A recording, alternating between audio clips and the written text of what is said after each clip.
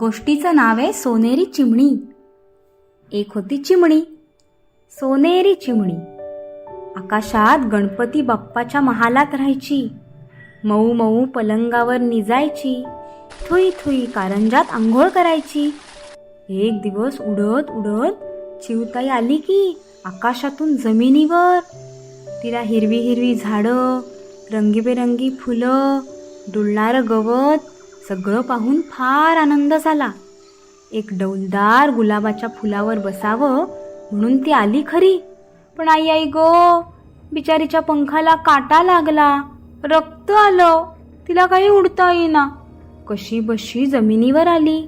पंख सावरत सावरत चालत होती तर एका दगडाला ठेच लागली. आई आई गो, पायाला पण लागलं.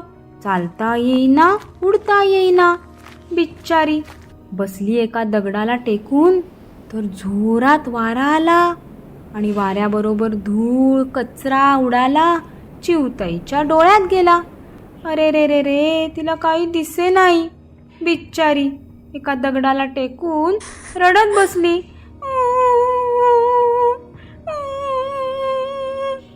तिच्या रडण्याचा आवाज ऐकून तिकडे आली एक साळू. साळू म्हणाली, चिवताई चिवताई, का गरडतेस?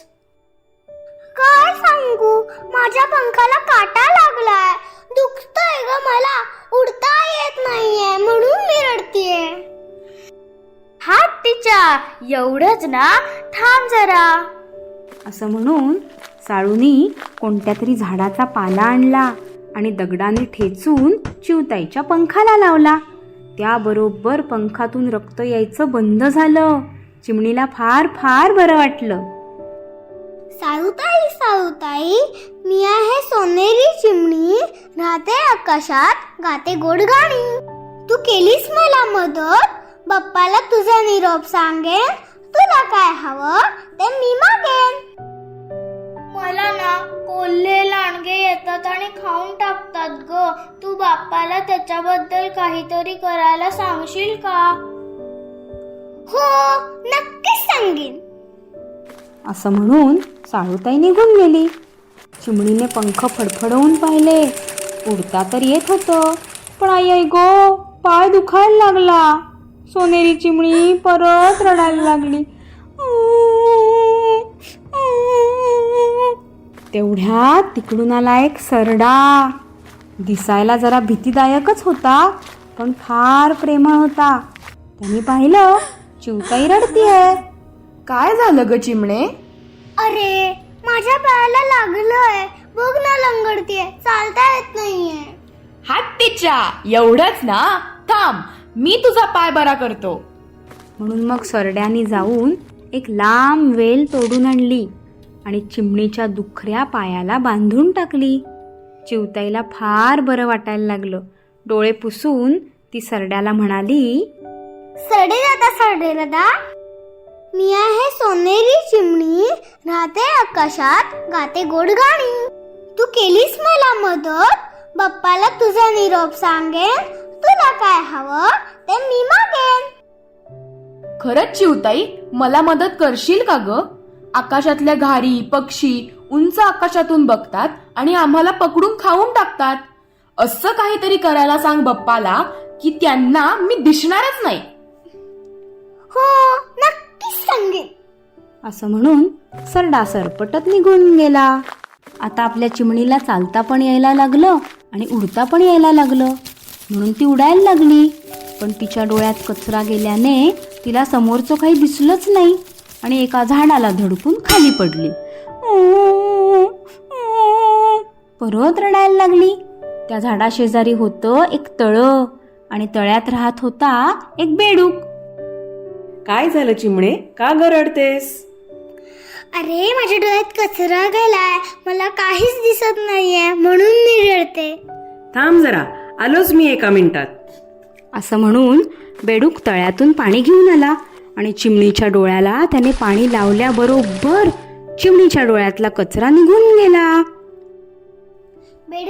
बेडूक दादा, मी आहे सोनेरी चिमणी, राहते आकाशात, गाते गोड गाणे.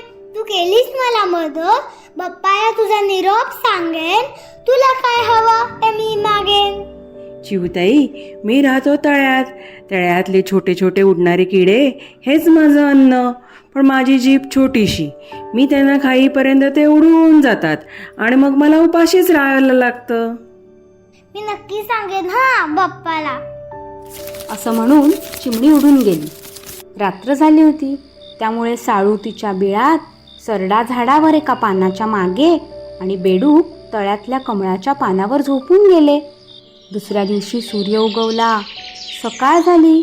साळूला जाग आली.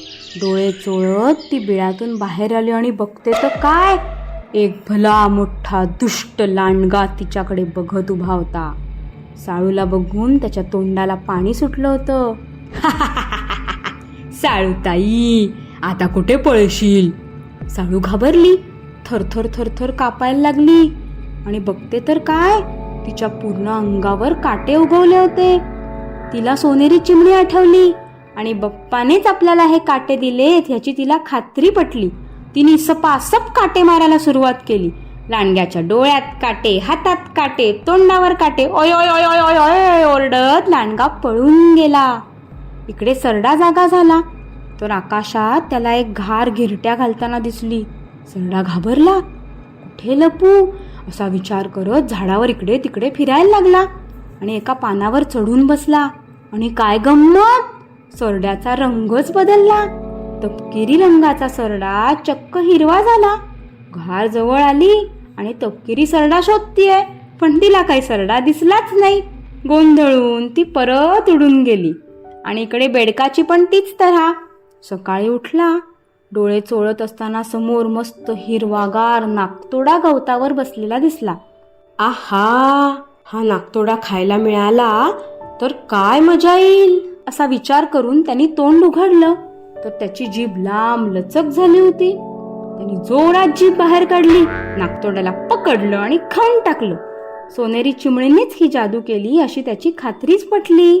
बघितलंत ना, तेव्हापासून साळूच्या अंगावर काटे आले बर का मुलांनो. सरडा रंग बदलायला लागला आणि बेडकाची जीभ पण लांबच्या लांब झाली. आपण दुसऱ्याला मदत केली की देवबाप्पा पण आपल्याला अशीच मदत करतो बर का मुला.